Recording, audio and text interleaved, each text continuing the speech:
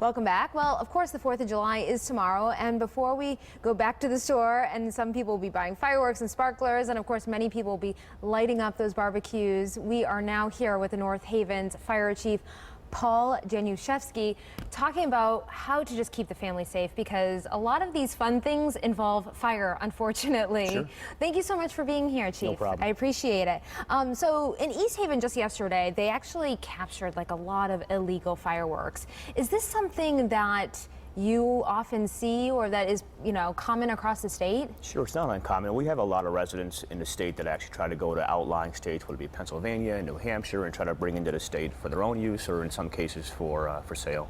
And is that why a lot of times people will collect a lot of them, purchase many of them? Sure, I mean, Yeah. it seems like sometimes those consumer places actually cater to out-of-staters just for that purpose. Yeah. And those are some of the illegal fireworks. So what is legal in Connecticut? Sure. So by Connecticut general state statute, the only thing that's legal are fountains and sparklers. That's it. That's it. That's it. And that's pretty simple. Yeah, anything less than 100 grams of pyrotechnic material is considered to be legal. So again, sparklers and fountains are all the state acknowledges. Yeah. And how do you stay safe when using sparklers or fountains, like you said?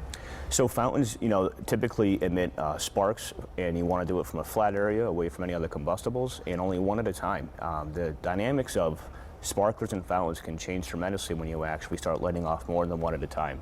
So you really want to make sure that you have, you do it only one at a time in a safe area. And sparklers particularly present a danger because they burn at 1,200 degrees. Wow. So, 1,200 degrees is more than enough to actually, cause third-degree burns.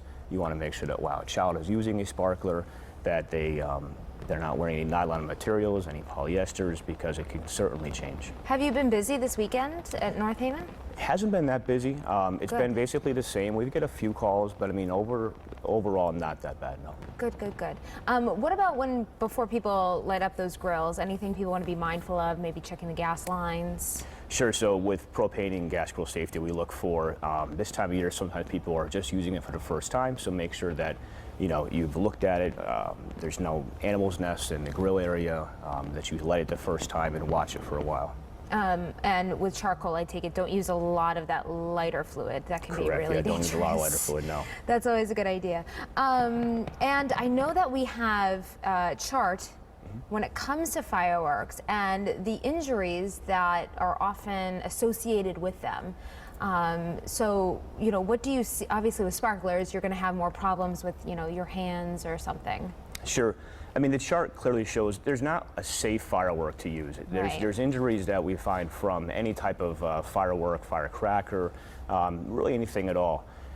And it just depicts the fact that there really needs to be safe handling at all times under constant supervision. Unfortunately, a large number of injuries that emergency rooms find at this time of year are for children between 9 and 13 years old. 9 and 13 years old using sparklers? Using sparklers, Okay. sure. Yeah, parents think because they're watching that that it's safe, and it is. But think about how safe we would allow our child to get to an open flame on a stove. Right. But yet here we are holding a sparkler right in front of them. Long hair again, synthetic materials that they could be wearing, and sometimes there's a lot of injuries. That is something to keep in mind, the clothing that people wear, because that stuff can be really flammable. Sure. And you won't even know it. No, it'll happen real fast, yeah. Yeah. Well, thank you so much. Some great advice, and I hope you stay quiet Sure. today and tomorrow. So thank you so much for coming on. You Some bet. great advice. And for more information, you can always head to our website, WTNH.com. Just click on that Honor tab, pull it down to the Good Morning Connecticut Weekend section.